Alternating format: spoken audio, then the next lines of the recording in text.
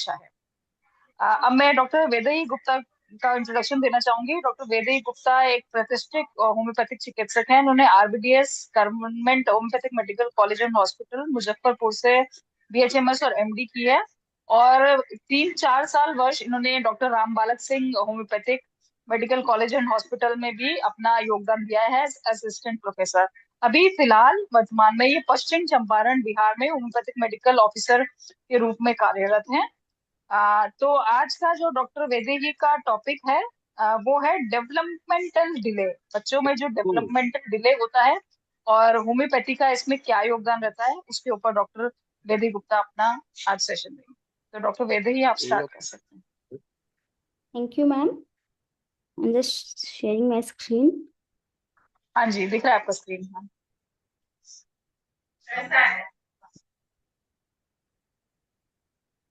Is my screen visible? हाँ जी ma'am, बिल्कुल visible. Okay. So topic है डेवलपमेंट डिले एंड होम्योपैथी। तो development delay यानी कि जो नॉर्मल डेवलपमेंट होता है एक बेबी का, जो स्टेप बाय स्टेप होता है, इसको कि हम लोग माइलस्टोन भी कहते हैं। एक माइलस्टोन है, एक स्टेप, ये इसका चेंज आएगा, उसके बाद फिर फर्दर जो चेंजेस आएंगे, दैट इज माइलस्टोन। तो एक नॉर्मल पैटर्न है, बट इसी में अगर कुछ डिले होता है, चाहे वो किसी भी कारण से हो, ये मल्टीफैक्टोरियल है, उसको डेवलपमेंटल डिले कहेंगे या फिर डिलेड माइलस्टोन कहेंगे। तो डिलेड माइलस्टोन के बारे में एंड होम्योपैथी के बारे में थोड़ा एक्सप्लेन करना चाहेंगे। तो डेफिनेशन है, developmental milestone are key physical, cognitive, social and emotional skills that children typically achieve within specific age ranges. यानी कि जो भी एक सर्टेन जो बेबी है उसका फिजिकल चेंज, कि पहले वो बैठता था, फिर धीरे धीरे वो खड़ा हो रहा है, क्रॉल कर रहा है, ये सारा फिजिकल में है। कॉग्निटिव, वो चीजों को कैसे समझता है, कैसे चीजों को याद रखता है। सोशल, कि कैसे वो लोगों से इंटरेक्ट करता है, अकेले रहता है या सबसे मिलता जुलता है, दोस्त बनाता है। एंड इमोशनल स्किल्स, कि बहुत ज्यादा एंगर है, इरिटेबल है, लोगों से रिलेटेड करता है या नहीं करता है। तो ये सारा स्टेप है। But the most important thing is that children typically achieve with in a specific range. ये एक रेंज है, एक सर्टेन पॉइंट है, एक अपर लिमिट है, एक लोअर लिमिट है, उसके बीच का जो फेज है वो एक रेंज है। ये नहीं कि कोई बच्चा है वो 5 मंथ का हो गया तो उसमें ये सर्टेन चीज होना ही चाहिए। वो एक रेंज होता है कि 5 मंथ से लेकर के 7 मंथ तक या 8 मंथ तक, या फिर 6 मंथ से लेकर के 9 मंथ तक, 10 मंथ तक, वो एक स्टैंडर्ड डिविएशन है, इसको कि हम लोग कंसीडर करते हैं। ये नहीं कि कोई सर्टेन बच्चा है जो कि 5 मंथ का है, वो बैठ रहा है, लेकिन पड़ोसी का जो बच्चा है वो 5 मंथ का है, 6 मंथ का है, 7 मंथ का है, बट वो नहीं बैठ रहा है, तो उसके लिए फिर हम ट्रीटमेंट करवाएंगे। इस तरीके से नहीं होता है, वो एक रेंज होता है। तो इस रेंज को हमेशा कंसीडर करना है, कोई एक पॉइंट नहीं है कि ये सर्टेन पॉइंट है, इसी समय ये ग्रेड जो टिपिकल माइलस्टोन है उसको फॉलो करेंगे, जो कि बहुत इंपॉर्टेंट है। डिलेड माइलस्टोन को हम लोग डेवलपमेंटल डिले भी कहते हैं, यानी कि जो डेवलपमेंट है उसमें डिले हो रहा है। डेवलपमेंटल लैग भी कहते हैं, यानी कि जो बच्चा है वो बाकी अपने पीयर्स से, फ्रेंड से थोड़ा पीछे छूट रहा है, that is developmental lag. Child development is a continuous process with a predictable sequence, yet having a unique course for every child. यानी कि पहले बच्चा जो है वो लेटा हुआ है, फिर धीरे धीरे वो बैठा, फिर वो क्रॉल करने लगा, फिर वो चेयर के सपोर्ट से खड़ा हो रहा है, फिर वो इंडिपेंडेंटली खड़ा हो रहा है। तो ये एक प्रोसेस है जिसे हम लोग प्रिडिक्ट कर रहे हैं कि अच्छा बैठ रहा है, अब कुछ मंथ के बाद जो है वो क्रॉल करेगा अपने हाथ और पैर के हेल्प से, फिर कुछ दिन बाद वो खड़ा होने लगेगा। बट ये एक स्टेप बाय स्टेप है, बट इसको हम प्रिडिक्ट नहीं कर सकते हैं कि जो जल्दी बैठने लगा है वो जल्दी चलने भी लगेगा, ऐसा नहीं होता है।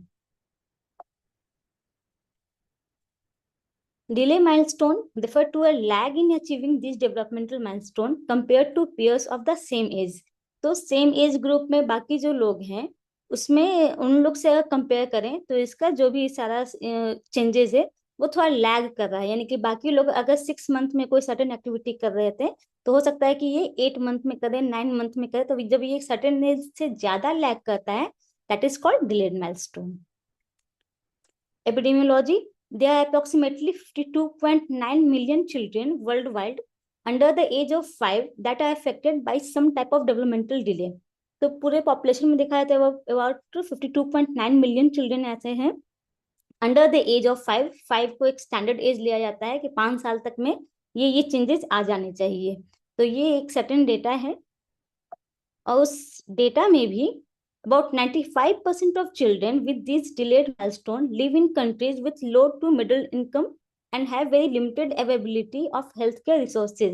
यानी कि पूरे डेटा में जो 95% है वो सारे लो टू मिडिल इनकम वाले हैं। जो 5% है वही है जो कि डेवलप्ड कंट्रीज में हाई इनकम वाले हैं, जिनके पास प्रॉपर रिसोर्सेज है तब भी कोई प्रॉब्लम हो रहा है, चाहे वो जेनेटिक हो या किसी और रीजन से हो। अदरवाइज जो 95% है वो लो टू मिडिल इनकम वाले फेज में है, जहाँ की प्रॉपर हेल्थ केयर रिसोर्सेज नहीं मिल रहा है, जहाँ की जो चीजें हैं वो लिमिटेड हैं। Causes, genetic cause disorder such as Down syndrome, यानी कि जो 21st क्रोमोसोम है उसका जब ट्राइसोमी होता है उस केस में बहुत सारा मेंटल रिटार्डेशन होता है, बहुत सारा सिम्टम मिलता है। और फ्रेजाइल एक्स सिंड्रोम, इसमें भी एक्स क्रोमोसोम अफेक्टेड होता है, मेनली मेल ज्यादा अफेक्टेड होता है इन कंपेरिजन टू फीमेल, क्योंकि एक्स तो दोनों में है, मेल में भी फीमेल में भी। Can affect multiple aspect of development, तो ये सारे केसेस में मेंटल रिटार्डेशन ज्यादा प्रोमिनेंट होता है। फिर प्री मैच्योर बर्थ, यानी कि कोई बच्चा एक टर्म का फेज है कि 37 वीक से लेकर के 42 वीक तक के फेज को टर्म बोलते हैं। तो जो 37 से पहले जिसका जन्म होगा वो प्री मैच्योर है, और जो 42 के बाद होगा वो पोस्ट मैच्योर है। तो जो प्री मैच्योर है जब वो 37 वीक से पहले जन्म ले रहा है, उसका सारा एक्टिविटी जो उसका प्रोसेस होना चाहिए था ड्यूरिंग इंटरयूटेराइन लाइफ वो बाद में हो रहा है। तो जो सारी चीजें जो पहले उसकी डेवलप हो जानी चाहिए थी वो डेवलपमेंट के पहले ही वो जन्म लिया है, इसलिए उसका सारा प्रोसेस जो है वो नॉर्मली वो डिले होगा ही। सो प्री मेच्योर बेबीज में डिलेड माइलस्टोन मिलता ही है, क्योंकि वो अपने पेस पे चल रहा है कि इतना ये जो जो एक्टिविटीज है, जो जो उसका डेवलपमेंट था, क्योंकि उसका चिक प्रॉपर फॉर्म नहीं करता है, पूरा सारा जो भी ऑर्गन वगैरह वो अर्ली मेच्योर नहीं रहता है, लंग्स उतना मेच्योर नहीं रहता है, तो इसलिए उसमें वो डिले होगा। फिर hearing loss, undetected hearing problems can slow speech and language development. अब कोई बच्चा है उसको हम कह रहे हैं कि मामा बोलो पापा बोलो, बट जब वो सुन ही नहीं रहा है, उसमें सुनने का कैपेसिटी नहीं है, तो वो मामा पापा नहीं बोल सकता है। तो अगर हियरिंग लॉस है तो इसके कारण भी उसका स्पीच जो है वो स्लो होगा, क्योंकि उसको क्या बोलना है उसको नहीं पता है। या फिर उसको हम कह रहे हैं बैठो या उठो तो वो कमांड फॉलो नहीं कर पा रहा है, समझ नहीं पा रहा है, क्योंकि उसको हियरिंग इशू है। तो ये बेसिक चीज है। फिर neurological condition, so conditions like cerebral palsy और autism spectral disease disorders को कि ASD भी कहते हैं, can affect motor skills, communication and behavior। तो जब ये न्यूरोलॉजिकल कंडीशन रहेगा उसे कान भी डिलेड माइलस्टोन होगा। लाइक अगर सेरेब्रल पैल्सी है तो ब्रेन उतना प्रॉपर काम नहीं करेगा, एएसडी है तो वैसे बच्चे थोड़ा शांत रहते हैं, आइसोलेटेड रहते हैं, तो उसका बिहेवियर में ये सारा चेंजेस रहेगा। Environmental factor, a lack of stimulating activities, poor nutrition और chronic stress may also contribute to delays. तो जैसा वो इन्वायरमेंटल अपने आसपास देख रहा है, लाइक अगर कोई बच्चा उसके साथ खेल रहा है वो एक्टिव है तो ये भी एक्टिव होगा। अगर वो डल है या फिर घर में कोई नहीं है, बस मम्मी पापा हैं जो कि अपना मोबाइल चला रहे हैं या फिर अपने काम में बिजी हैं, तो बच्चा उतना एक्टिव नहीं रहेगा, क्योंकि वो अपने आसपास में एक्टिविटी नहीं दिख रहा है। या फिर उसका न्यूट्रिशन प्रॉपर उसको नहीं मिल रहा है, लाइक उसको प्रॉपर मिल्क नहीं मिल रहा है, तो उसका बोन डेवलपमेंट में इशू होगा, जिससे कारण कि उसको चलने में प्रॉब्लम होगा। तो प्योर पुअर न्यूट्रिशन भी होगा। फिर क्रॉनिक स्ट्रेस, वो स्ट्रेस उसके फैमिली में कोई स्ट्रेस हो या फिर उसके मदर को स्ट्रेस हो, पेरेंट्स को स्ट्रेस हो, तो वो ऐसा माहौल देख रहा है, उसके कारण भी ये असर पड़ता है। Once a delay in development is identified, the clinician must try and find the etiology of the delay। अगर कोई डिले मिल रहा है तो क्लिनिशियन को देखना होगा कि एक्चुअल में इसका एटियोलॉजी क्या है। Like a child with a speech delay may have an underlying hearing problem. तो कोई बच्चा है उसको बोलने में डिले हो रहा है, उतना नहीं बोल रहा है, तो हो सकता है उसको हियरिंग का प्रॉब्लम होगा, वो सुन नहीं पा रहा है इसलिए वो प्रॉपरली बोल नहीं पा रहा है। या फिर चिल्ड्रन विथ विजुअल प्रॉब्लम्स में have delay in motor development. कोई बच्चा है जो कि प्रॉपर देख नहीं पा रहा है, उसको विजन धुंधला दिख रहा है, तो उसके कारण उसको चलने में प्रॉब्लम होगा, उसका वो मोटर डेवलपमेंट जो हम सोचते हैं कि एक सर्टेन प्रोसेस में चले वैसा नहीं होगा, तो उसका कॉज कुछ और भी हो सकता है, जैसे मोटर डेवलपमेंट का यहाँ पे विजुअल इसका रीजन हुआ। Areas of child development delays, तो अलग अलग एरिया है, physical, cognitive, communication, social and emotional. Physical में दो टाइप होता है, gross motor skill and fine motor skill. जब हम लोग पूरा आर्म पूरा लेग यूज कर रहे हैं लाइक चलने के लिए उठने के लिए, वो ग्रॉस मूवमेंट हुआ। और ये जब हम सिर्फ फिंगर हैंड यूज कर रहे हैं फाइन मूवमेंट के लिए, किसी चीज को उठाने के लिए, कोई टॉय को पकड़ने के लिए, तो वो फिजिकल हुआ।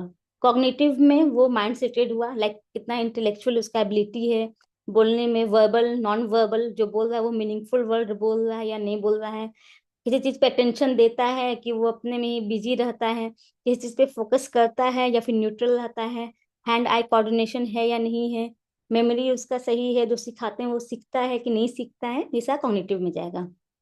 Communication, speech abilities and using spoken language to communicate, वो बात करता है, आपस में किसी से बात कर पा रहा है या नहीं कर पा रहा है।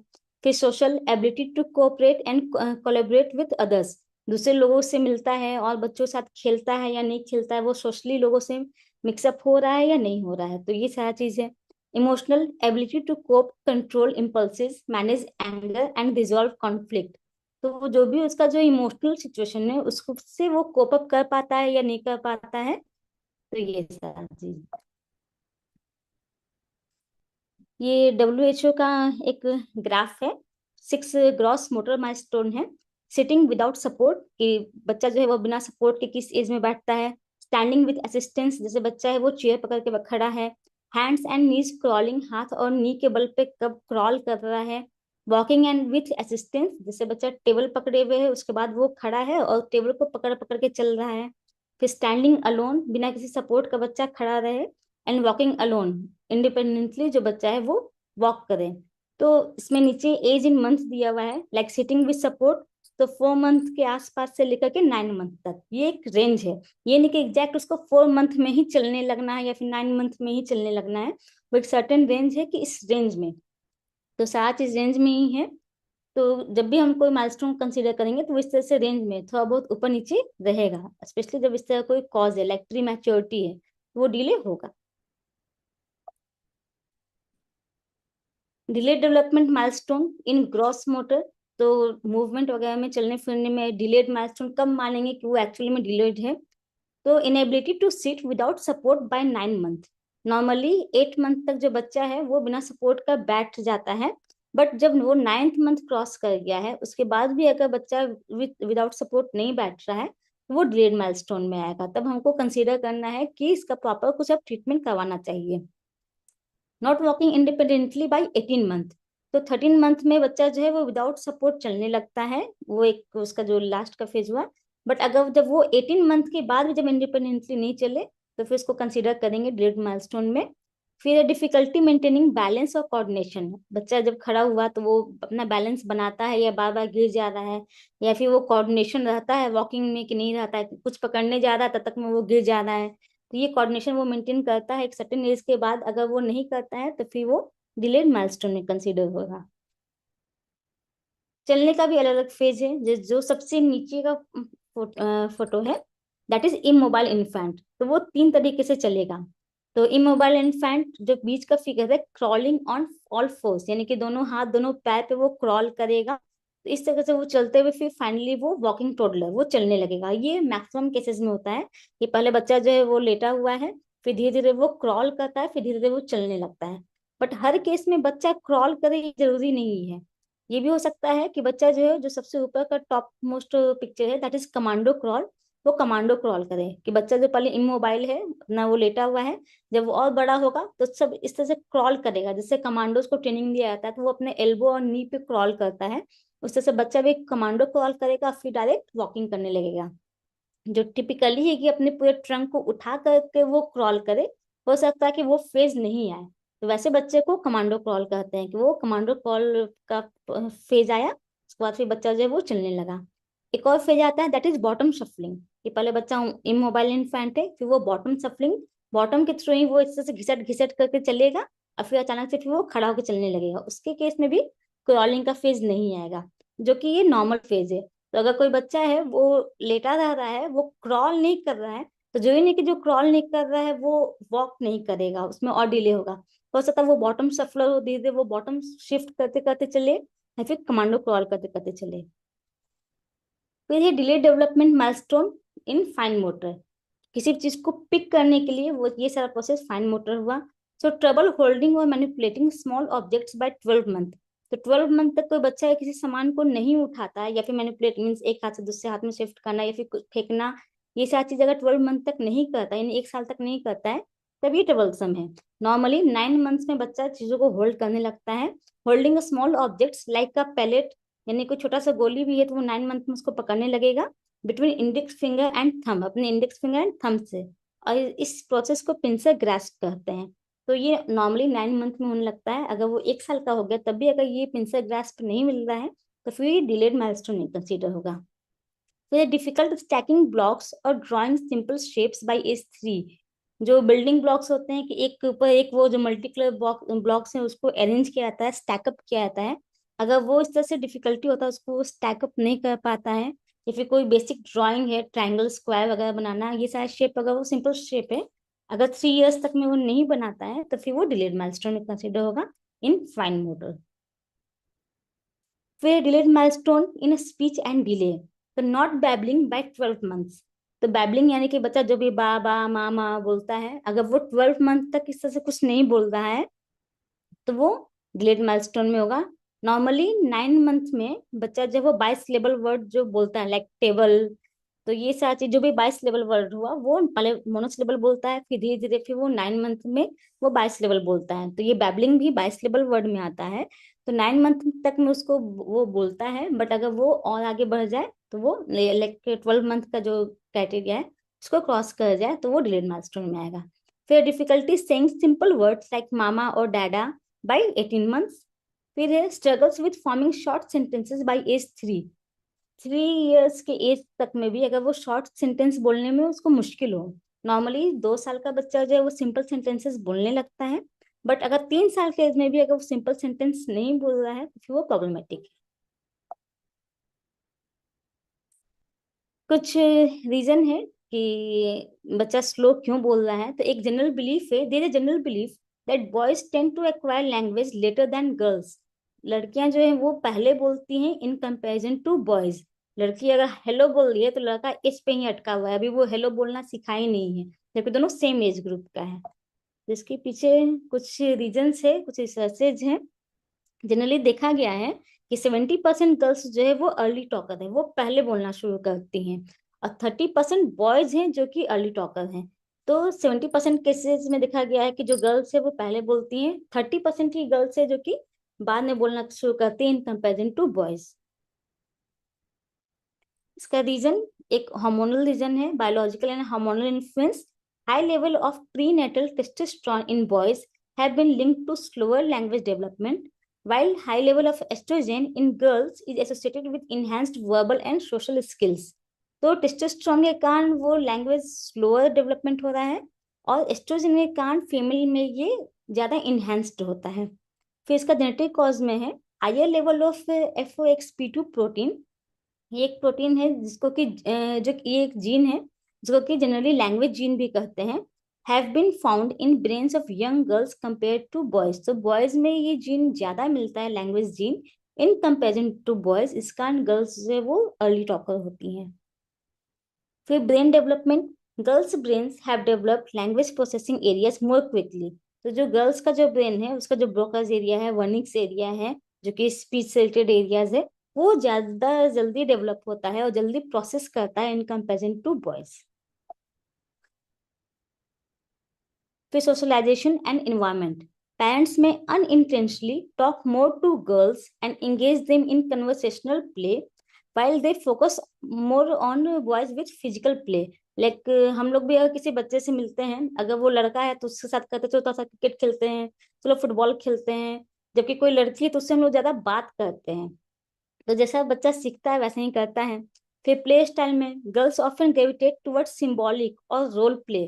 तो गुड्डा गुड़िया का शादी हो गया तो इस तरह का गेम्स गर्ल्स ज्यादा खेलती हैं इन कंपेरिजन टू बॉयज। तो जब गुड्डा गुड़िया का शादी हो तो उसमें डायलॉग्स ज्यादा हैं, तो उन लोग का गेम इस तरीके का है कि उन लोग ज्यादा जल्दी बोलती है, विच encourages verbal interaction, while boys may prefer action oriented toys that involves less complex language use। Normally basic चीज है कि गर्ल्स को कोई एक डॉल गिफ्ट कर रहा है और बॉयज को लोग जनरली कार गिफ्ट कर रहे हैं। तो कार इज लाइक वो एक्शन के साथ है, वो अपना मूव कर रहा है तो उसमें डायलॉग्स कम है, और डॉल के केस में डायलॉग ज्यादा है कि इसको ये करना है, उसको वो करना है। तो ये इंटेंशनली और अनइंटेंशनली ये इस तरीके से है कि फीमेल का जो स्पीच है वो ज्यादा एक्टिव होता है और गर्ल बेबीज जो है वो ज्यादा पहले बोलती हैं।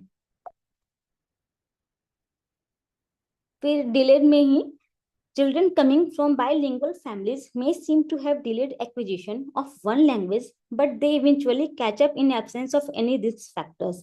Like जो मदर है वो बंगाली है, जो फादर है वो पंजाबी है, तो अब यहाँ पे बच्चे को दो पैटर्न लैंग्वेज का सुनने के लिए मिल रहा है, जिसमें कि वो कंफ्यूज हो रहा है, उसको पता नहीं है कि क्या बोलना है, कभी वो मिक्सअप कर रहा है, कभी कुछ नहीं बोल रहा है ड्यू टू कंफ्यूजन। तो जब अगर बाइलिंगुअल फैमिलीज है तो उसमें थोड़ा डिले होता है, बट बाद में धीरे धीरे वो कोप अप कर जाता है। तो स्टार्टिंग में स्लो रहता है, बाद में फिर नॉर्मल हो जाता है। फिर delayed milestone in social and emotional aspect, limited eye contact, बच्चा जो है वो जनरली आई कांटेक्ट नहीं करे, बहुत लिमिटेड करे, और इंटरेक्शन विद अदर्स, बाकी लोगों से उतना ज्यादा इंटरेक्ट नहीं होए, डिफिकल्टी एक्सप्रेसिंग और अंडरस्टैंडिंग इमोशन, अपने इमोशन को ज्यादा एक्सप्रेस नहीं करे, या फिर दूसरे का इमोशंस को उतना नहीं समझे, ये सारी चीज जो है वो डिलेड फेज में जाएगा।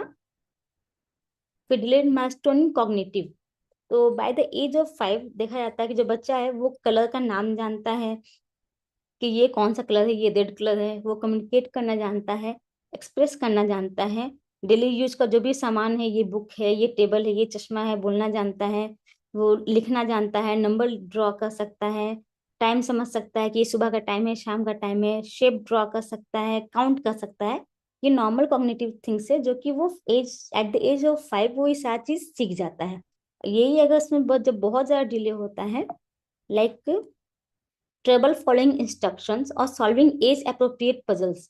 नॉर्मली जब हम लोग कोई पजल खरीदते हैं तो उसमें एज लिखा होता है, 2+एज, 3+एज, 10+एज, क्योंकि उसके पहले हो सकता है कि बच्चे के लिए वो सही नहीं हो, लाइक अगर बहुत छोटा छोटा गोली जैसा है तो बच्चा उसको खा सकता है, इसलिए वो एज प्रॉपर। और बहुत ज्यादा अगर कोई हार्ड पजल है तो कोई छोटा बच्चा उसको सॉल्व नहीं कर सकता है, तो हर पजल पे जनरली एज लिखा आता है कि ये सर्टेन एज के लिए है। तो अगर बच्चा अपना वो एज अप्रोप्रिएट पजल को सॉल्व नहीं कर पा रहा है उसके आस तो और उसमें उसको ट्रबल हो रहा है, तो उसको हम कंसीडर करेंगे delayed milestone for cognitive. Lack of curiosity और इंटरेस्ट इन सराउंडिंग, उसके आसपास में क्या हो रहा है उसको कोई इंटरेस्ट नहीं है, कोई नया टॉय आया उसको कोई इंटरेस्ट नहीं है, कोई नया आदमी आ रहा है घर में, ना उस खुश हो रहा है ना दुखी हो रहा है, एकदम न्यूट्रल है, तो उसका कोई एक्सप्रेशन वैसा नहीं आ रहा है, तो फिर ये प्रॉब्लमेटिक है। डेवलपमेंट डिले तीन तरीके का होता है, isolated, multiple and global. Isolated, ये जो भी एस्पेक्ट है, कॉग्निटिव हुआ, मोटर हुआ, स्पीच हुआ, तो कोई सिर्फ सिंगल डोमेन, सिर्फ बोलने में प्रॉब्लम हो रहा है, सिर्फ चलने में प्रॉब्लम हो रहा है, तो वो आइसोलेटेड में आएगा। मल्टीपल, इन्वॉल्विंग 2 और मोर डोमेन, तो अगर दो या उससे ज्यादा डोमेन में अगर कोई प्रॉब्लम हो रहा है तो वो मल्टीपल में आएगा। And global, global development delay, जिसको कि शॉर्ट में जीडीडी भी बोलते हैं, affecting most development areas, like कोई ऑटिज्म का पर्सन है तो उसका स्पीच भी डिले रहेगा, चलना भी डिले रहेगा, कॉग्निशन भी डिले रहेगा, तो ऑलमोस्ट सारा चीज डिले होता है तो वो जीडीडी में कंसीडर होता है। होम्योपैथिक मैनेजमेंट, बहुत सारे मेडिसिन है, मेनली इसके ये पे कंस्टिट्यूशन के बेसिस पे अगर हम मेडिसिन का बात करें, जो कि सबसे अच्छा काम करता है अगर हम पेशेंट को ओवरऑल देखें, क्योंकि होम्योपैथी में ओवरऑल पेशेंट को ट्रीटमेंट किया जाता है, तो मेडिसिन भी हम लोग मेनली कंस्टिट्यूशन पे देते हैं। सो पहला मेडिसिन जो कि सबसे इंपॉर्टेंट मेडिसिन है, that is Calcarea carb. It acts best in children during dentition, अगर दांत आ रहा है, कैलकेरिया कार्ब यानी कि कैल्शियम, तो जहाँ भी कैल्शियम का चीज रहेगा ड्यूरिंग डेंटिशन, तो टीथ है तो वहां पे कैल्शियम है, तो डेंटिशन के फेज में कोई प्रॉब्लम रहेगा तब कैलकेरिया कार्ब काम आएगा। ग्रोथ स्पर्ट, अचानक से ग्रोथ बहुत ज्यादा इंक्रीज हो रहा है तो वहां पे नीड है, वहां पे होगा। Learning to walk and bone injuries, अगर कोई बोन इंजुरी है फिर उसको ट्रीट करना है, उसको हील अप करना है, तो ये कैल्शियम चाहिए, तो ये सारी चीजों में कैल्केरिया का बेस्ट एक्ट करता है। कुछ सिम्टम्स है जो कि स्पेसिफिकली है, लाइक स्लोनेस, कैल्केरिया यानी कि जो शेल है, शेल में जो मोती बनता है वो बहुत स्लो प्रोसेस है, just like that as doctrine of signature, जो कैल्केरिया का पेशेंट रहेगा वो भी बहुत स्लो रहेगा, इसमें स्लोनेस बहुत ही कैरेक्टरिस्टिक सिम्टम है। A child who is delayed in developing mental as well as physical skill, तो मेंटली भी वो उसमें डेवलपमेंट डिले होगा, और जो फिजिकल स्किल है उसमें भी वो डिलेड रहेगा। With babies this manifest as a delay in walking and talking, तो ऐसा बच्चा जो है वो धीरे धीरे चलेगा भी, उसको डिले होगा चलने में, तो लेट से चलना शुरू करेगा और बोलना भी लेट से शुरू करेगा। Slowness shown as delayed fontanelle closure, जो एंटीरियर फॉन्टेनल है, पोस्टीरियर फॉन्टेनल है, उसका क्लोज होने का एक सर्टेन टाइम है कि 18 मंथ में क्लोज होगा एंड 12 मंथ में क्लोज होगा, बट अगर ये क्लोज नहीं होता है वो डिलेड फोंटनेल है, तो ये प्रक्रिया काम में मिलेगा। लेट और डिफिकल्ट डेंटिशन, डेंटिशन एक तो लेट होगा, ऊपर से डिफिकल्ट होगा। दांत जब जैसे आना चाहिए उससे से नहीं आ रहा, बहुत पेनफुल होगा, बहुत डिलेड होगा। In slowness to lose cradle cap, जो क्रैडल कैप है दैट इज सेबोरिक डर्मेटाइटिस, जो बच्चे के सिर पे मिलता है, तो वो नॉर्मली हट जाना चाहिए एक सर्टेन टाइम के बाद, बट वो उस पर परसिस्ट कर गया है और वो रिमूव होने में टाइम लग रहा है, तो वहां स्लोनेस मिलेगा। Late to develop motor skill, जो भी उसका मोटर स्किल है चलने का, तो स्लो टू वॉक, तो यहाँ पे स्लोनेस रहेगा। Late to acquire bladder and bowel control, तो जो ब्लैडर एंड बॉवल कंट्रोल जो हम लोग टॉयलेट ट्रेनिंग देते हैं बच्चे को कि अब तुमको टॉयलेट यूज करना है, खुद से सीखना है, तो इसमें उसको बहुत डिले होता है। इंट्रोवर्जन, जो स्लो बच्चा रहेगा वो जनरली इंट्रोवर्ट भी रहेगा, शांत रहेगा, खुद में रहेगा, बहुत ज्यादा लोगों से मिंगल नहीं करेगा। Children discover early in life that they are slower than other their age, बच्चे को बहुत जल्दी ये चीज रियलाइज हो जाता है कि वो बाकी सबसे बहुत ज्यादा स्लो है, उसके सेम एज ग्रुप का लोग है बट वो स्लो है। During play they find themselves slow at games and sports, तो कोई भी गेम खेल रहा है तो ये पीछे रह जाएगा, कोई रेस भी हो रहा है तो ये पीछे रह जाएगा, perhaps to the extent that other children taunt and laugh at them, तो वो इतना स्लो रहेगा कि धीरे धीरे बाकी दोस्त लोग उसका मजाक बनाना शुरू कर देंगे, उसको टॉन्ट करेंगे, तो इसके कारण वो उन लोग से उतना मिलना ही नहीं चाहेगा। To avoid this ridicule they may become quite withdrawn loners who play by themselves and do not seek out friendship with others, तो वो इतना एकदम शांत रहने लगेगा, ना किसी से मिलेंगे, ना कोई में मजाक उड़ाएगा, वो अकेले रहेगा, अपना किनारे रहेगा, ज्यादा किसी को उसको दोस्त नहीं चाहिए, ज्यादा किसी के साथ खेलेगा भी नहीं। सो इंट्रोवर्जन इसमें इंपॉर्टेंट है क्राइटेरिया कार्ड में। फिर consciousness, the child is cautious and refuses anything new, क्योंकि वो स्लो है, उसको चीजों को फिगर आउट करने में बहुत टाइम लगता है, इसी कारण वो बहुत ज्यादा कॉशियस होगा। तो कोई भी अगर कोई नया खिलौना दे रहे हैं तो पहले उसको देखेगा कि वो कोई हार्म करेगा नहीं करेगा, कैसे चलता है नहीं चलता है, आवाज आता है, लाइट जलता है, वो पूरा एनालिसिस कर लेगा, उसके बाद उस टॉय से खेलना शुरू करेगा। So the child is cautious and refuses anything new for the length of time until he can assimilate. तो एक सर्टेन टाइम तक वो उस चीज को इग्नोर करेगा जब तक कि वो समझ नहीं जाए कि हाँ भाई हम इस चीज से खेल सकते हैं। फिर क्लोजर ऑन इनफ्लेक्सिबिलिटी, क्योंकि वो बहुत स्लो है उसको टाइम बहुत ज्यादा लगेगा, कोई भी टास्क करना है तो उसमें बहुत टाइम लग रहा है, उसमें बहुत स्ट्रगल कर रहा है, कोई पजल ही अगर जोड़ना है उसके पीसेस को तो उसको बहुत टाइम लग रहा है जोड़ने में। So extra time is also needed to finish task the children has begun. When parents looking in on the children think she seems to be pleased, enjoying herself with her project, the child is actually hard at work trying to finish what she started. जो parents है वो देख के बहुत खुश होने के, अरे बच्चा बहुत मन लगा के पजल बना रहा है, बहुत खुश हो के बहुत मन लगा के पेंटिंग कर रहा है, तो एक्चुअली वो बहुत ज्यादा स्ट्रगल कर रहा है, वो चाह रहा है कि इसको जल्दी जल्दी कंप्लीट कर दें, उससे हो नहीं रहा है, उसमें उसको बहुत ज्यादा टाइम लग रहा है। Anything left undone nags at her consciousness. She feels compelled to finish it.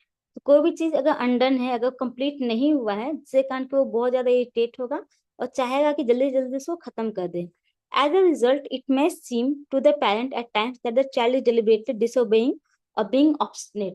तो अल्टीमेटली फिर ऐसा लगेगा कि जो बच्चा है वो पेरेंट्स का बात नहीं सुन रहा है, डिसओबे कर रहा है और बहुत जिद्दी हो रहा है। लाइक अगर वो कोई पजल बना रहा है, उसको बोला गया कि कोई और काम करो, चलो खाना खा लो, तो नहीं, पहले वो पजल बनाएगा उसके बाद वो खाना खाएगा, तो यहाँ पे वो डिसेबल्ड ज्यादा जैसा भी फील आता है, वो पेरेंट्स का बात नहीं सुन रहा है, जिद्दी हो रहा है, बट एक्चुअली वो अपने काम को बहुत ही इतना कॉन्शियसली कर रहा है कि उसको कंप्लीट करना है। Concentration. The slowness leads to very deep and lengthy concentration, even in the very young age. तो कम जनरली जो छोटे बच्चे होते हैं उन लोग किसी चीज पर ज्यादा कॉन्सेंट्रेट नहीं कर पाते हैं, अभी टीवी देख रहे हैं, फिर उधर मोबाइल चलाना है, फिर ये वाला खिलौना से खेलना है, फिर वो उधर कोई आया उससे बात करना है, फिर उधर चॉकलेट मिल गया, तो वो इधर उधर माइंड भटकता है। बट ये कैलकुलेटर का आपको जो बच्चा रहेगा उसका कंसंट्रेशन बहुत ज्यादा हाई लेवल का रहेगा।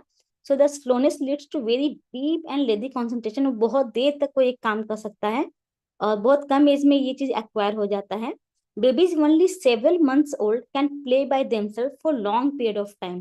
जनरली कोई बच्चा है थोड़ा देर खेलेगा फिर उस चीज को छोड़ देगा, वो खिलौना फेंक देगा, फिर दूसरे खिलौने से खेलेगा, बट वो एक इसका है कि कोई एक चीज खेल रहा है, कोई एक्टिविटी कर रहा है, तो उसमें वो बहुत देर तक उसको बैठा दो, अपना वो काम करते रहेगा। In a room full of active children and loud adults, the child manages to remain intensely focused on his play, apparently unaware of anything around him. अगर कोई एक रूम है जहाँ के बहुत से एक्टिव चिल्ड्रन है, लाइक कोई बर्थडे पार्टी है या फिर कोई फैमिली गेट टुगेदर है, ढेर सारा बच्चा है जो इधर उधर उठा पटक कर रहा है, बहुत सारे लोग हैं जो कि आपस में जोर जोर से बात कर रहे हैं, हंस रहे हैं, इसको कोई फर्क नहीं पड़ता, ये अपना काम कर रहा है जिस चीज को कर रहा है। अगर वो अपना ड्राइंग बुक लेके बैठा है कलर करने के लिए, तो वो वही काम करेगा with full concentration. Physical general, children show a poor assimilation of calcium as well as malfunction of the thyroid gland, which lead to slow mental and physical development. तो इसमें कैल्केरिया काम में कैल्शियम का एसिमिलेशन पुअर होता है, यानी कि वो कंज्यूम कर रहा है बट वो एसिमिलेट नहीं हो रहा प्रॉपरली, एंड थायराइड अफेक्टेड रहेगा क्योंकि थायराइड से कैल्सिटोनिन रिलीज होता है जो कि कैल्शियम के मेटाबॉलिज्म में इफेक्ट करता है। तो थायराइड का भी फंक्शन है वो प्रॉपर नहीं होगा, तो ये आपस में इंटररिलेटेड है। तो थायराइड एक्टिविटी का चीज है, तो जब थायराइड मैल फंक्शन है वो उतना काम नहीं कर रहा है, तो इसलिए एक्टिविटी जो रहेगा वो स्लो रहेगा। These children are tire easily and seem malnourished, sometimes to the point of rickets और मैरिस्मस। तो जो बच्चा है वो बहुत ज्यादा मैल नरिश्ड लगेगा, वो अगर खा भी रहा है प्रॉपरली तभी वो मैल नरिश्ड लगेगा, और इस एक्सटेंट तक लगेगा क्योंकि वहाँ पे कैल्शियम है, वहाँ पे बोन है, तो वो प्रॉपर उसको न्यूट्रिशन नहीं मिल रहा है, जिससे कान की रिकेट्स हो सकता है, मैरिस्मस हो सकता है। Many symptoms may develop when metabolism changes, such as during dentition। ये जो भी मेटाबॉलिज्म का जो चेंजेस आता है बॉडी में, उस समय ज्यादा इफेक्टेड है, लाइक डेंटिशन के फेज में, जब बच्चा चलने का लर्न कर रहा है उस फेज में। Hair nails and bone often grow poorly, कुछ भी प्रॉपर नहीं है, सब कुछ डिफॉर्म्ड हो रहा है, दांत जो है वो टाइम पर नहीं आ रहा है, चलने में स्लोनेस हो रहा है, हेयर नेल्स बोन ये सारी चीज पुअरली ग्रो हो रहा है। जो ग्लैंड्स है वो इनलार्ज हो रहा है, इसको फुलस कंस्ट्रक्शन है, तो जो ग्लैंड्स है वो इनलार्ज रहेगा, इंजुरेट इजली हार्ड रहेगा, may become anaemic and chilly as the age, जैसे जैसे बड़ा होगा वो और ज्यादा चिली रहेगा, अनेमिक रहेगा। कैरेक्टरिस्टिकली पर्सपायर एवर दो दे आर कूल, तो पसीना भी बहुत इंपॉर्टेंट है, पर्सपिरेशन कैल्केरिया काम में, जो कि बहुत ज्यादा पर्सपायर करता है। The infant is frequently a floppy baby, floppy baby यानी कि बहुत लूज, बहुत हाइपोटोनिक, उसको फ्लॉपी बेबी बोलते हैं। सॉफ्ट होगा, फैट होगा, लिम्फेटिक एंड मस्कुलरली वीक, इन हुम everything operates in low gear. तो जो फर्स्ट पिक्चर है वो नॉर्मल बेबी का है, उसका गर्दन टाइट है, हाथ से टाइट है, नी के पास टाइट है, वो एक टोनिसिटी दिख रहा है। लेकिन जो फ्लॉपी बेबी है उसका गर्दन लूज है, एकदम लटका हुआ है, हाथ लूज है, पैर लूज है, जैसे कोई सोया हुआ बच्चा जैसे लूज रहता है उस तरीके से वो जागे हुए में भी रहता है। उसको फ्लॉपी बेबी कहते हैं, जो कि आइडियली कैल्केरिया का सिग्निफाई करता है। Slowness to lose cradle cap, तो जो कैडल कैप है वो स्लोली लूज होता है, तो ये सारा स्लोनेस कैल्केरिया कैप में है। Next medicine is Medorrhinum, Medorrhinum भी है ड्वार्फिज्म के लिए है। Serious illness that begin from birth, तो जनरली जो सीरियस कोई एक इलनेस है जो कि सिंस बर्थ है, उसमें मेडोराइनम देते हैं। जो पेशेंट है, जो बेबी है, डिफिकल्टी फॉलिंग एस्लीप, उसको सोने में बहुत डिफिकल्टी होगा। Being too restless to relax, बहुत ज्यादा वो रेस्टलेस रहेगा, रिलैक्स नहीं कर पाएगा। Wake up often from the abdominal pains of colic, तो कॉलिक का कंप्लेन बहुत ज्यादा रहेगा, से कान के वो बाबा उठ जाएगा। Infants with other characteristic digestive system symptom, और बाकी और भी डाइजेस्टिव सिस्टम का जो भी सिम्टम रहेगा वो भी मेडोराइनम में प्रोमिनेंट होता है। They favor sleeping on their stomach with their knees tucked under their chest and their buttock in the air। तो ये टिपिकल स्लीपिंग पोजीशन है मेडोरानम पेशेंट का, मेडोरानम बेबी का जो कि अगर वो प्रॉपर ट्रीटमेंट नहीं हो तो अल्टीमेटली वो पेशेंट ही है जब तक वो ट्रीटमेंट हो रहा है।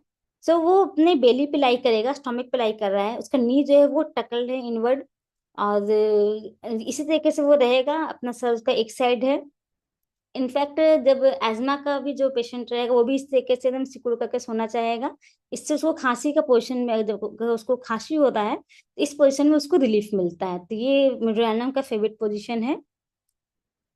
Babies have frequent snuffles and colds with thick yellow green mucus, तो थिक येलो ग्रीन बहुत प्रोमिनेंट सिम्टम है मेडोरानम का, yellow discharge, greenish discharge, yellow greenish discharge.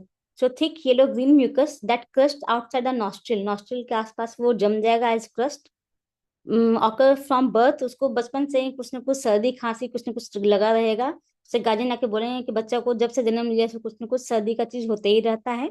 Drought on by dampness, तो मेड्राइनम है, साइकोसिस है, तो डैम्पनेस से उसको प्रॉब्लम होगा। कफ that accompany these colds are wet sounding. जब वो खांसेगा भी तो वो साउंड करेगा कि वेट साउंडिंग है.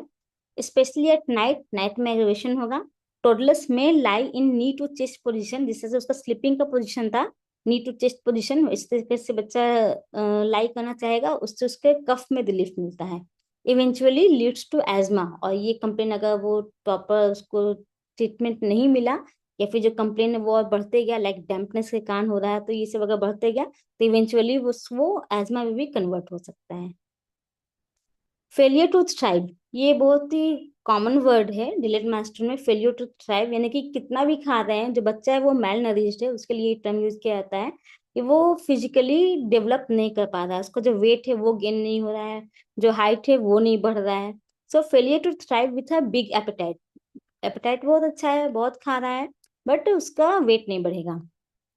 Vomit milk just swallowed with yellow mucus, तो येलो म्यूकस, नाक के पास येलो क्रस्ट मिलता है, येलो ग्रीनिश क्रस्ट. वॉमिटिंग करेगा, मिल्क पिया तो उसको वॉमिट आउट कर देगा, उसमें येलो म्यूकस मिलेगा. Toddlers bite their nails including their toe nails, normally बच्चा अपना नाखून दांत से काटता है. ये ज्यादा एक्टिव बच्चा है, ये अपना पैर का नाखून भी अपने दांत से काट लेता है. Toddlers are warm and like to wear as little clothing as possible, तो जो बच्चा है वो वार्म रहेगा और बहुत ज्यादा उसको कवरिंग नहीं चाहिए. Infants have a family history of this miasm, यानी कि उसके फैमिली हिस्ट्री में भी अगर साइकोसिस का मैजम रहे तो ये चीज देखेंगे. Infants often appear stunted physically, यानी कि फिजिकली हाइट कम रहेगा. इमोशनली और मेंटली, तो मेंटली भी वो डल हो सकता है, इमोशनली भी वो उतना ज्यादा इंटरेक्ट नहीं करे, इस तरीके का मेडोरानियम का पेशेंट रहेगा. एक्जिमा होगा. कैन डेवलप फ्रॉम बर्थ, तो इसमें बहुत सा कंप्लेन है जो कि सिंस बर्थ मिलता है, क्योंकि ये बहुत ही मेजर मैथमेटिक मेडिसिन है, तो एक्जिमा सिंस बर्थ रहेगा. रैश में बिगिन और be worst in perineal area, जो पेरिनियम है उस एरिया में रैश मिलेगा और वो ज्यादा वर्स्ट होगा.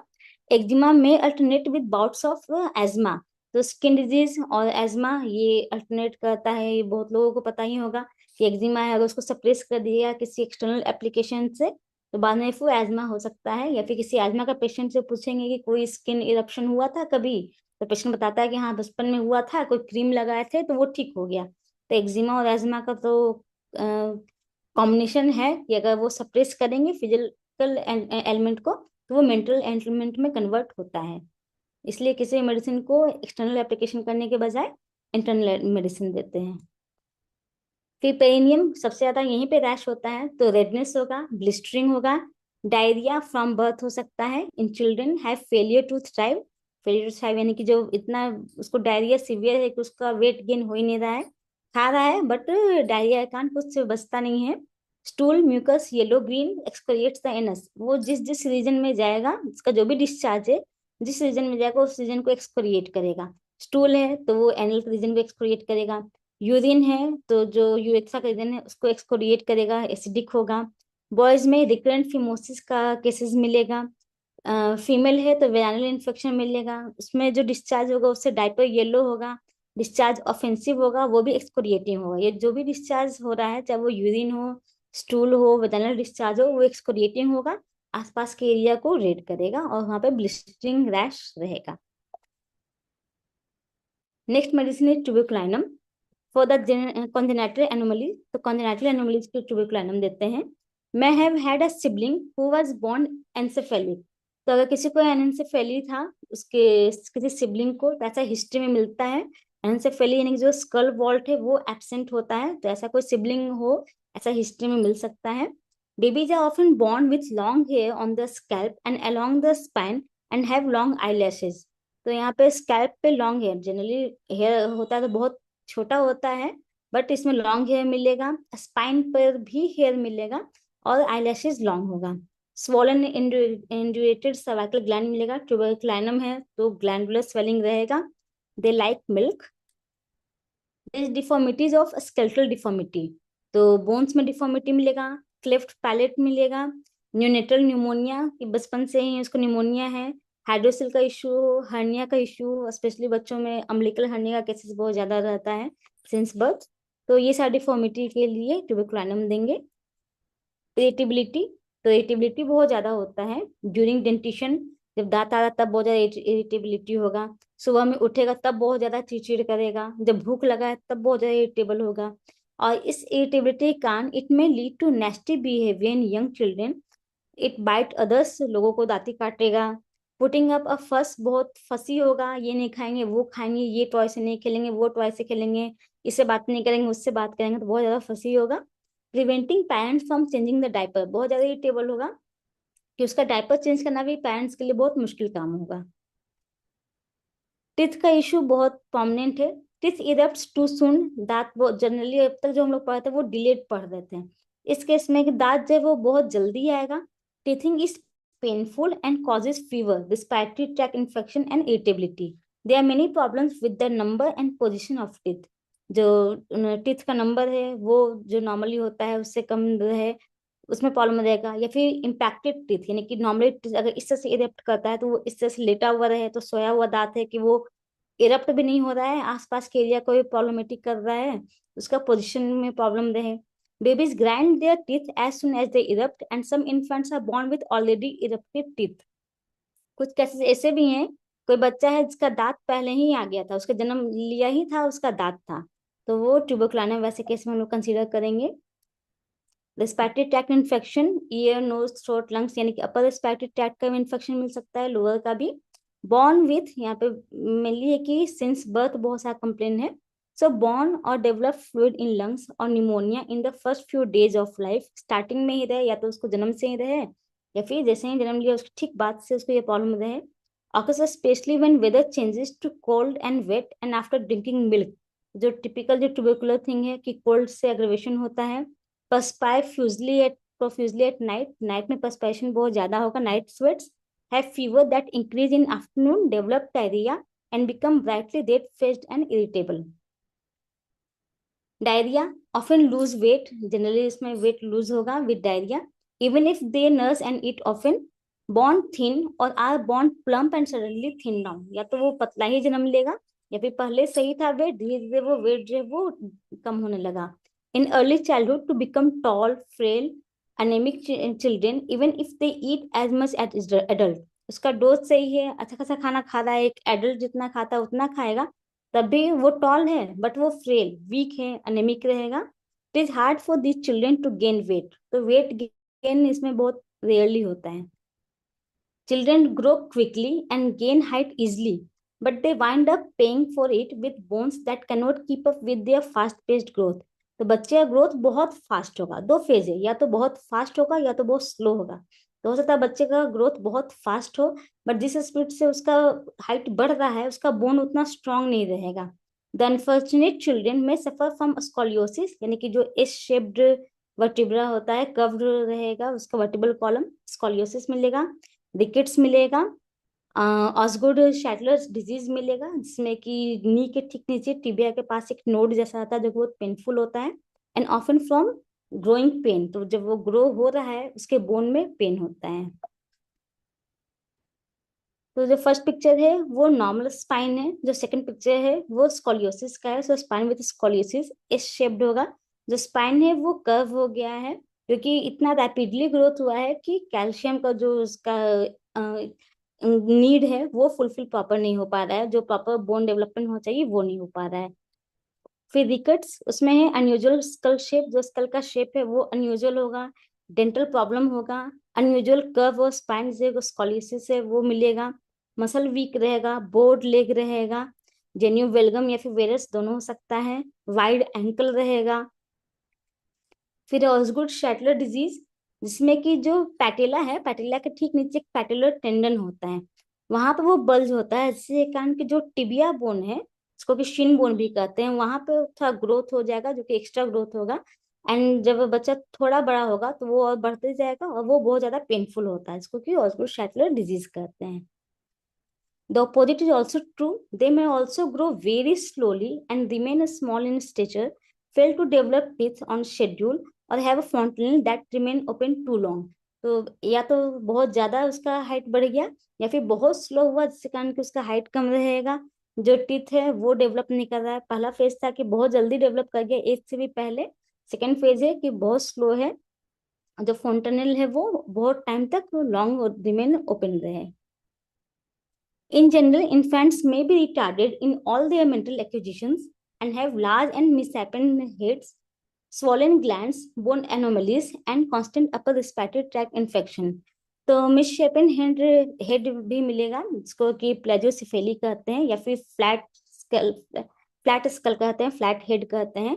जो हेड का जो प्रॉपर शेप है वो एक साइड से दबा हुआ रहेगा, चाहे वो इंटर लाइफ में इस तरह से दबा हुआ रहे, या फिर आफ्टर बर्थ अगर बच्चा जब एक ही साइड करवट ले रहा है तो एक साइड दब जाता है। तो क्योंकि बोन बहुत सॉफ्ट है और जो ग्रोथ हो रहा है तो उसको कोप अप नहीं कर पा रहा है, तो फ्लैट हेड सिंड्रोम इसमें मिल सकता है। फिर है anatomy. Children seem to about 4 to 6 years of age before pathology begins. तो इसमें जो पैथोलॉजी है वो थोड़ा लेट से मिलता है एनाटॉमी में। बच्चा 4 साल से 6 साल का एज का हो गया तब जाकर के जो डिलेड सिम्टम रहेगा वो मिलेगा। Their desire for cleanliness may begin early. Toddlers of 17 months may toilet train themselves. तो इसमें ये बहुत ही साफ सुथरा बच्चा रहेगा, उसको क्लीनिनेस बहुत पसंद है। 17 मंथ के एज में भी वो टॉयलेट ट्रेन हो जाएगा, नॉर्मली 2 साल या फिर उसके बाद। जनरली 2.5-3 साल के एज में बच्चा टॉयलेट ट्रेन हो जाता है कि अब खुद से वो टॉयलेट जा रहा है, बट ये अर्ली सीख जाएगा। दे मे लाइक टू वियर बीब्स। तो बीब जब उसको खाना खिलाया जा रहा है, दूध पिलाया जा रहा है, तो एक कपड़ा होता है जो कि गले में लगाया जाता है, तो बहुत बच्चा उससे इरिटेट होता है, उसको हटा देता है। बट वो बहुत सफाई पसंद बच्चा है, तो वो अपना बीब लगा के रहेगा, एकदम साफ से रहेगा। Aphthae of mouth are common, नेटरमियो में एप्थी कॉमन है। Infant can be overly thin, बहुत ज्यादा पतला होगा, and late learning to walk and talk. They dislike heat and perhaps sunlight and appear pale and anaemic. They cry little, वो इसमें सब कुछ कम कम है, रोएगा कम, बोलेगा कम, और कम्युनिकेशन भी बहुत कम लोगों से रखेगा। जनरली अकेला रहना चाहेगा, उसको कोई इंटरफेरेंस नहीं चाहिए, अगर वो खेल रहा है तो उसको शांति से खेलने दो। ही डिसलाइक बीइंग हैंडल एंड फॉन्डल, कोई उसको पकड़े, उसको गोदी ले, उसको ज्यादा पसंद नहीं है। Diarrhoea, it dislikes milk, it causes nausea, vomiting, colic and diarrhoea. तो डायरिया जिससे से सिलिक डिजीज होता है कि वीट का प्रोडक्ट खा रहे हैं तो उससे डायरिया होता है, तो उससे इसमें भी क्रॉनिक डायरिया मिलेगा, जो कि ऑर्डरलेस होगा और प्रोजेक्टाइल होगा, एक फोर्स के साथ आता है। मॉर्निंग डायरिया होगा, बहुत ज्यादा फ्लैटस होगा। This syndrome is noted specially in small babies who eat well but not gain weight normally. तो सब में ये प्रॉब्लम रहेगा, ऑलमोस्ट सारे केसेस में इस तरह का सिम्टम मिलेगा। बैटाकार्ब ड्वार्फिज्म के लिए यूनिवर्सल मेडिसिन है, फॉर मेंटली एंड फिजिकली दोनों ड्वार्फिज्म रहेगा। Dull minded, slow learner, speech slow रहेगा, वॉकिंग स्लो रहेगा। फियर ऑफ स्ट्रेंजर, जो नए लोग मिलेंगे जिसको नहीं जानता है तो उससे बहुत ज्यादा डर रहेगा। रिटार्डेड डेवलपमेंट आफ्टर ट्रॉमा और वैक्सीनेशन, कोई ट्रॉमा है या फिर कोई वैक्सीनेशन हुआ उसके बाद डेवलपमेंट रिटार्डेड है, ऐसा भी देखा जाता है। कैलकेरिया में भी स्लो है, बच्चा स्लो लर्निंग टू वॉक है। बेटा में भी स्लो लर्निंग टू वॉक है, बट एक डिफरेंस है। Calcarea has miserable weakly limbs, flabby muscles, poor bones, and hence he is late learning to walk, while beta carb is late learning how to walk even with pretty good limbs। Calcarea में है कि उसका bone properly develop नहीं है, उसका limb बहुत week है, जिसके कारण वो चल नहीं पा रहा है। बेटा कार्ब में है कि बोन प्रॉपरली डेवलप्ड है, लिम्स भी प्रॉपर है, आराम से चल सकता है, बट वो चलने आता नहीं है, वो सीखा नहीं है, क्योंकि वो स्लो लर्नर है, इसलिए वो स्लो चलना सीख रहा है, स्लो लर्नर है। जबकि कैलकेरिया में वो वीकनेस ही है, अगर वो चाहे तो भी नहीं चल सकता है। तो कैलकेरिया लेट वॉकिंग, बेटा का late learning to walk. Beta carb में childish manner of doing things and childish behaviour, age ज्यादा रहेगा तभी चाइल्डिश बिहेवियर मिलेगा। Playing with dolls and saying foolish things, age बड़ा हो गया बट अपने एज का ना होकर के वो थोड़ा कम ही रहेगा मेंटली भी, तो ये बेटा कार में बहुत कॉमन है।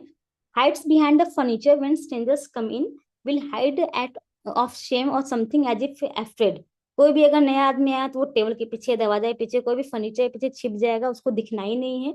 अब वो छिपा है या तो वो डर गया है इसलिए छिपता है, या फिर उसको शर्म आता है इसलिए छिपता है। It doesn't seem to do any good to teach, or for it does the same thing over and over and remain untrained। उसको कितना भी सिखाओ, उसको बार बार सिखाया जाता है ऐसे ही करना है, ऐसे ही करना है, बट फिर भी अल्टीमेटली वो अनट्रेंड है। दे आइदर कैन नॉट कम्प्रिहेंड, या तो वो समझता नहीं है, या तो उसको याद नहीं होता है, या फिर जो याद होता है वो भूल जाता है। तो उसकी मदर सोचती है कि इसको कुछ याद नहीं होता है, उसकी टीचर कंप्लेन करती है कि उसको कुछ आता नहीं है, कुछ याद करने का कैपेसिटी नहीं है।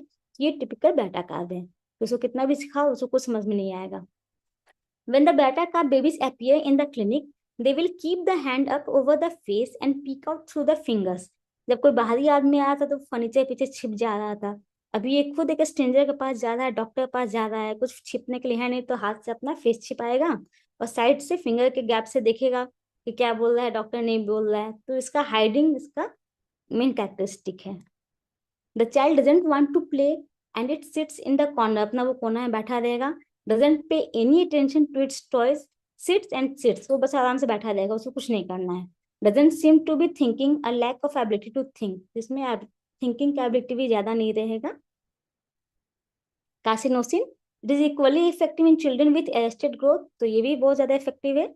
Mainly low immunity, the child who have very low immunity and thus suffer from recurrent severe infection, उसको इन्फेक्शंस बहुत ज्यादा होते रहेगा, इससे कान वीकनेस रहेगा. Carcinosin is also the medicine for autistic disease, autism के लिए एंड विथ डेवलपमेंट डिले, ये दोनों केसेस के लिए.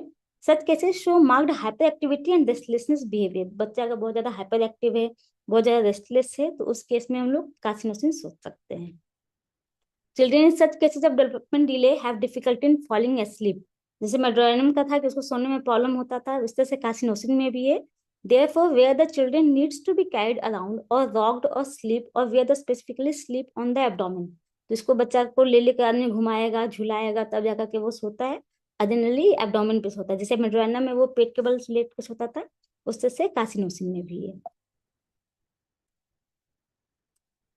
Phosphorus, good नेचर्ड and happy from birth, ये बहुत हैप्पी हैप्पी रहेगा, इसको अफेक्शन बहुत पसंद है, अफेक्शन देना पसंद है, अफेक्शन लेना पसंद है. They are expressive, they like to be picked up and hug, नेटोमियो को कोई इंटरफेयर नहीं करे, कोई उसको फॉन्डल नहीं करे, बट ये चाहेगा कि लोग उसको हग करें. They fear sudden noises such as thunder clap, जो कि एक बच्चे का बेसिक सा सिम्टम है कि अगर बहुत तेज आवाज आ रहा है, बिजली कड़ाका तो डर जाएगा. Infants and toddlers often hate to sleep alone, इसको अकेले सोना पसंद नहीं है. And may first until a parent lies down with them, तो जब तक कोई साथ में सोएगा उसके बाद ही सोएगा, अदरवाइज ये नहीं सो पाता है. दे वेकअप द फ्रेश दो परहैप्स हंग्री, सुबह उठेगा फ्रेश रहेगा बट हंग्री है तो परेशान होगा. Toddlers may awaken at night thirsting for drink, generally बच्चा उठेगा रात में, उसको प्यास लगेगा उसके लिए. Babies are born with long eyelashes and brilliant eyes. Acute infection anywhere in the body often lead to vomiting and diarrhea, body में कोई भी प्रॉब्लम रहे अल्टीमेटली उसको डायरिया वॉमिटिंग होगा, तो डायरिया इसमें बहुत प्रोमिनेंट है फॉस्फोरस में. It may accompany any illness, may last for a long time after the illness is resolved. Infants are typically fine skinned, fine featured and thin. तीन medicine है speech delay के लिए specifically. Agaricus for children struggling with unclear speech और stuttering, अगर stutter है किरण वाला phase तो उसमें एगेरिकस देते हैं. Lachesis effective for children with delayed speech हुआ शाई और रिजर्व, वो शर्म के कारण ज्यादा कुछ नहीं बोलता है बैटा के जैसा, दैट इज लेकेसिस. कास्टिकम में नॉर्मली वो न्यूरोलॉजिकल डिफेक्ट रहेगा, उससे कान प्रॉब्लम है, so helps in overcoming speech delay caused by neurological conditions.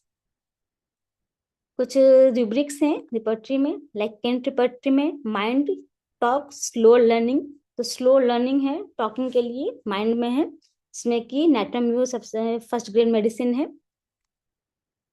Mind idiocy, क्योंकि मेंटली भी वीक रहता है, तो उसमें भी बेटा कार्ब है, कैलकेरिया फॉस. डॉक्टर बताइए, यस मैम, ये ऑलमोस्ट कंप्लीट है. बस आप, हाँ जी 2 मिनट ही बचे हैं लास्ट के, हाँ जी. हाँ, फिर नेक्स्ट रूब्रिक है माइंड में इम्पेसिबिलिटी.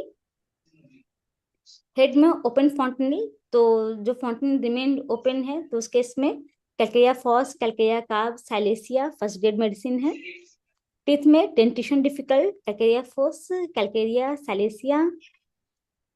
Extremities walk late learning to, calcarea, calcarea सबसे इंपॉर्टेंट ऑलमोस्ट सब में मिल जाता है, यूनिवर्सल मेडिसिन है. सिंथेसिस रिपर्टरी में माइंड रिटार्डेशन मेंटल, और उसमें फिर फर्दर सब रूब्रिक है चिल्ड्रन.